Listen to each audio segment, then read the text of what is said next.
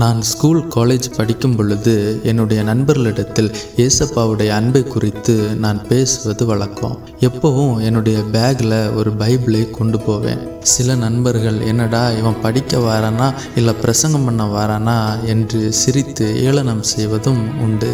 College second இயரில் ஒரு நாள் சில நண்பர்கள் ரொம்ப கோபமாக என் பக்கத்தில் வந்து என்னுடைய கழுத்தில் இருந்த ஐடி கார்டை எடுத்தாங்க.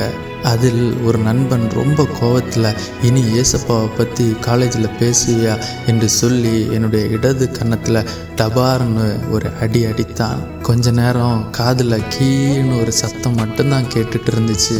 அப்புறம் எல்லாரும் என்னை விட்டு போயிட்டாங்க. சாயங்காலம் வந்தது. நானும் வீட்டிற்கு கடந்து வந்தேன். என் அம்மா என்னை பார்த்து கேட்டாங்க, என்னடா ரொம்ப சோகமாக இருக்கேன்னு. ஒன்றும் இல்லைம்மான்னு சொல்லிட்டு நைட்டு ஜெபிக்கும் பொழுது ஏசப்பா கிட்ட கேட்டேன், ஏசப்பா உங்கள் அன்பை குறித்து தானே நான் பேசினேன், சத்திய வார்த்தைகளை தானே என்னுடைய நண்பர்களோடு நான் பேசுகிறேன். அப்படி இருந்தும் ஏன் எனக்கு இந்த அவமானம், ஏன் எனக்கு இந்த கஷ்டம் என்று நான் கேட்ட பொழுது ஒரு வசனத்தை எனக்கு அவர் காண்பித்து தந்தார்.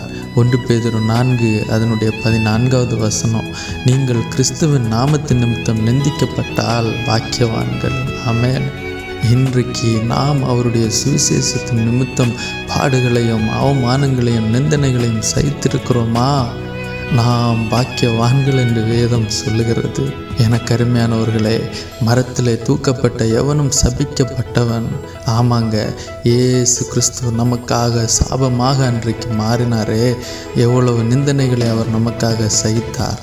அவருக்காக நாம் நிந்தனைகளை சகிக்க கூடாதா?